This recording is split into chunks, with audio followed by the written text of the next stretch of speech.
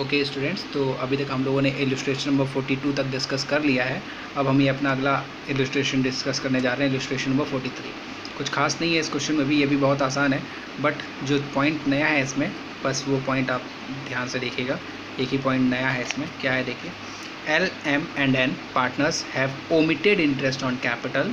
Interest on capital omit कर गए हैं, यानी कि यही गलती हुई है इनसे। आगे देखिए, फॉर 3 ईयर्स, 3 सालों का इंटरेस्ट ऑन कैपिटल इन लोगों ने ओमिट कर दिया है। तो अभी तक तो आपको लग रहा होगा कि इस टाइप का क्वेश्चन मैंने डिस्कस कर लिया है। हाँ, डिस्कस किया है इलस्ट्रेशन नंबर 39, लेकिन डिफरेंस क्या है इसमें अभी थोड़ी देर बाद पता चलेगा। Ended 3 years ended on 31 March 2017। Okay, 31 March 2017 को, जो कि 3 साल एंड हो रहा है, इन 3 सालों में लगातार इन लोगों ने जो है इंटरेस्ट ऑन कैपिटल ओमिट किया है। ठीक है, 3 सालों तक लगातार इन लोगों ने इंटरेस्ट ऑन कैपिटल भूल गए हैं, नहीं लिखे हैं पीएल अकाउंट में। ओके, यानी तीनों साल में इंटरेस्ट ऑन कैपिटल के पैसे को इन लोगों ने क्या किया होगा? हाँ, क्या किया होगा भाई? 3 सालों तक इन लोगों ने इस पैसे को प्रॉफिट के फॉर्म में बांट लिया होगा, है ना। मिलना चाहिए इन्हें, पैसा मिलना चाहिए, नो डाउट इसमें, लेकिन as a interest on capital मिलना चाहिए। तो इंटरेस्ट ऑन कैपिटल के हिसाब से अगर मिलेगा तो कुछ अलग अमाउंट मिलेगा, लेकिन इन लोगों ने अगर इंटरेस्ट ऑन कैपिटल के रूप में नहीं बांटा है, प्रॉफिट के रूप में बांटा है, तो ये अपने पीएसआर के अकॉर्डिंग बांट लिए होंगे, यानी कि कुछ अलग अमाउंट मिला होगा। आइए आगे क्वेश्चन पढ़ते हैं क्या है। ठीक है, 3 सालों का इंटरेस्ट ऑन कैपिटल इन लोगों ने जो है ओमिट कर दिया है। आगे देखिए, their fixed capital in 3 years हुआ।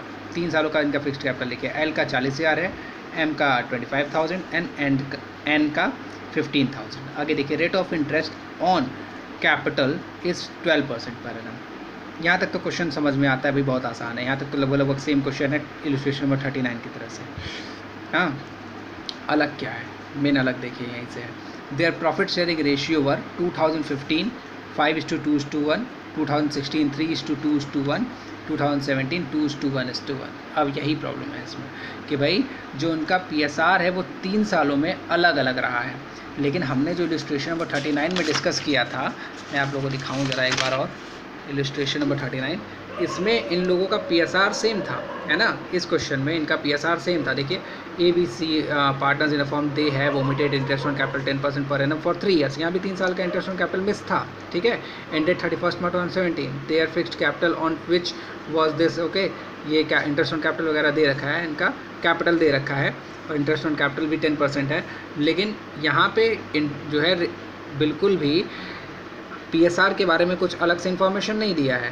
यानी कि यहाँ पे तीनों साल इन लोगों का जो पीएसआर वो इक्वल रेशियो था, इक्वल रेशियो होगा इनका, यानी कि यहाँ पे पीएसआर में कोई चेंज 3 सालों में नहीं हुआ है। लेकिन जो हम क्वेश्चन आज डिस्कस कर रहे हैं इलस्ट्रेशन नंबर 43, इसमें तीनों साल अलग अलग पीएसआर है।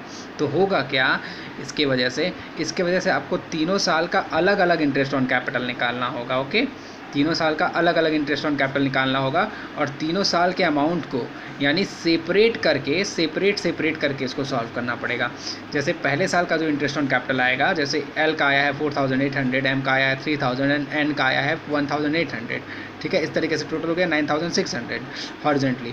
तो ये 9,600 को पहले साल में इन लोगों ने क्या किया होगा, 5:2:1 में बांट लिया होगा। ओके, और दूसरे साल में सेम अमाउंट, यानी कि सेम इंटरेस्ट ऑन कैपिटल तो सेम रहेगा, क्योंकि कैपिटल इनकी फिक्स है और इंटरेस्ट रेट भी फिक्स है, इसलिए इंटरेस्ट ऑन कैपिटल तो सेम आएगा।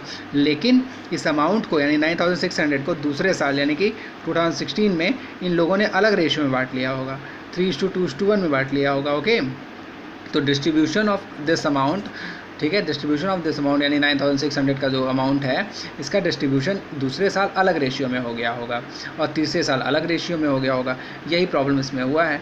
ठीक है, और 39 में क्या था, तीनों साल जो है एकदम same interest on capital, same PSR था। जब सेम पीएसआर था तो हम सीधे 3 से मल्टीप्लाई करके उसको सॉल्व कर लिए थे, लेकिन यहाँ पे क्या है, तीनों साल अलग अलग पीएसआर है, इसलिए हमको इसको 3 बार में सॉल्व करना पड़ेगा।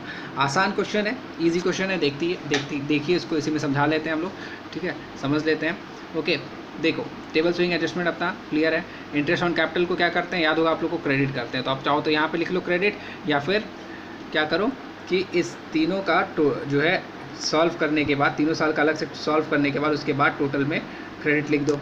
ओके, अब देखो, फॉर द फर्स्ट ईयर यानी फॉर द ईयर 2015 क्या 40,000 इनका कैपिटल था, 12% के हिसाब से आ गया 4,800। एम का जो कैपिटल था वो 25,000 था, तो 12% के हिसाब से आ गया 3,000। ओके, और एन का जो कैपिटल है वो 15,000 है, तो इनका जो आ गया इंटरेस्ट ऑन कैपिटल 1,800। इस तरीके से हॉरिजेंटली टोटल करेंगे तो आ जाएगा हमारा 9,600। ओके, दूसरे साल 4,800, 3,000 एंड 1,800 एंड टोटल जो है 9,600। ओके, और ऐसे ही तीसरे साल भी इंटरेस्ट ऑन कैपिटल में कोई चेंज नहीं हुआ है। ठीक है, इंटरेस्ट ऑन कैपिटल में कोई चेंज नहीं हुआ है, सेम आएगा तीनों साल। ऐसा क्यों भाई? क्योंकि rate of interest on capital same है और अमाउंट ऑफ कैपिटल भी सेम है, इसलिए तीनों साल इंटरेस्ट ऑन कैपिटल तो सेम आएगा। यानी अब ज़रा समझो इस पॉइंट को कि एल को तीनों साल मिला करके कितना अमाउंट मिलना चाहिए था? 14,400। ओके, एल को तीनों साल मिला करके 14,400 मिलना चाहिए था as a interest on capital, 4,800 4,800 4,800 करके।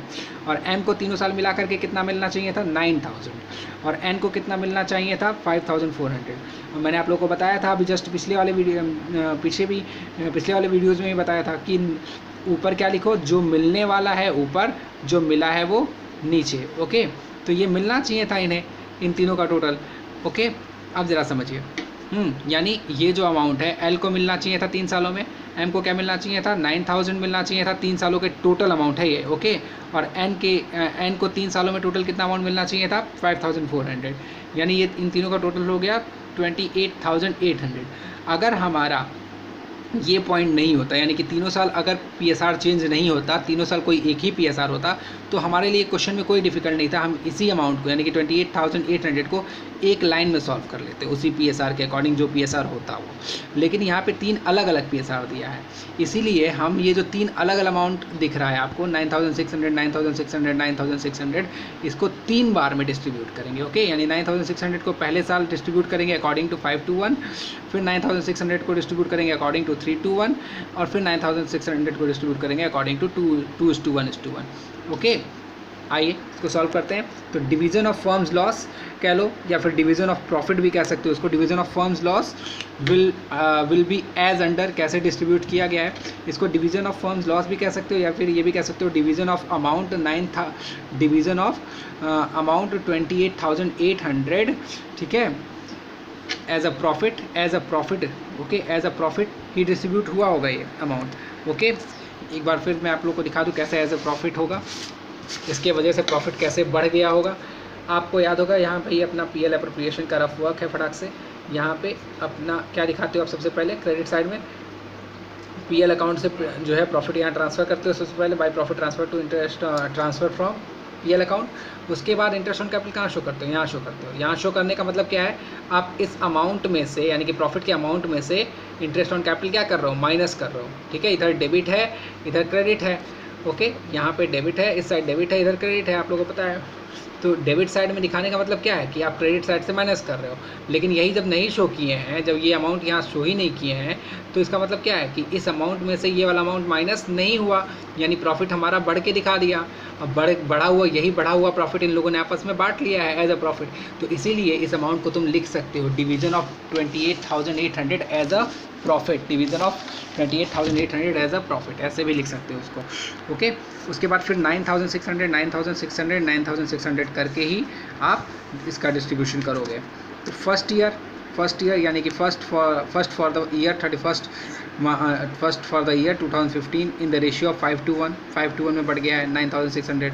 ओके, 6,000 2,400 एंड 1,200 कैसे बटाया? ये तो 5:1 में बटाया। ओके, 9,600 को आप लोग बांट लो। दूसरे साल ये अमाउंट यानी कि 9,600 जो अमाउंट है वो कैसे बटाया? 3:2:1 में बटाया है। 4,800 3,200 एंड 1,600। ओके, और तीसरे साल 2:1 में बटाया।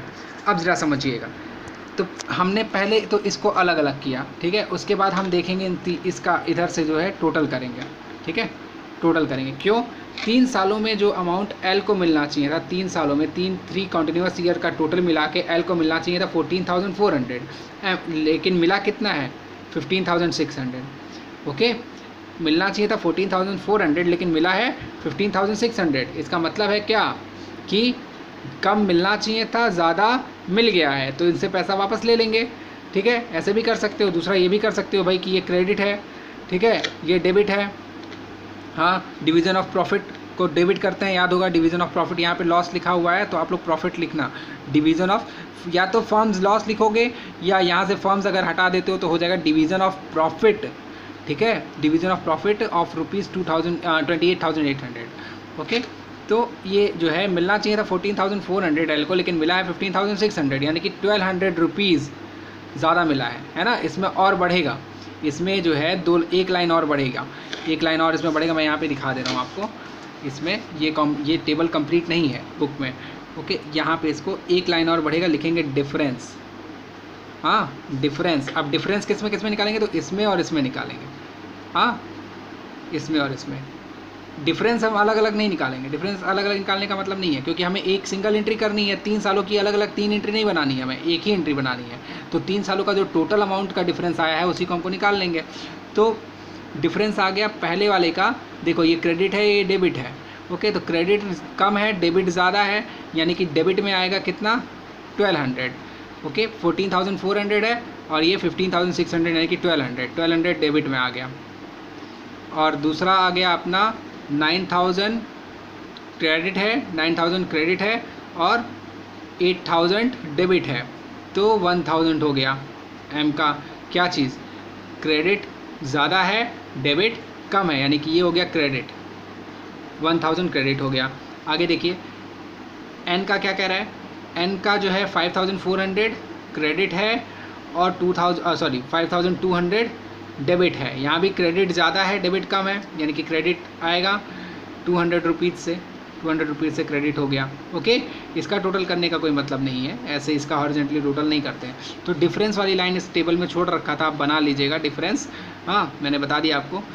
उसके बाद आप इसी के थ्रू एंट्री बना लेंगे कि भाई एल डेबिट हो जाएगा, एल डेबिट हो जाएगा, एल्स करेंट अकाउंट डेबिट 1,200 से, एल्स करेंट अकाउंट डेबिट। अच्छा, यहाँ पे देखो करके दिखाया है, तो ये करने का क्या मतलब है भाई, मैं यहाँ टेबल में ही करते हैं, एंट्री में हम लोग ये चीज़ नहीं करते हैं।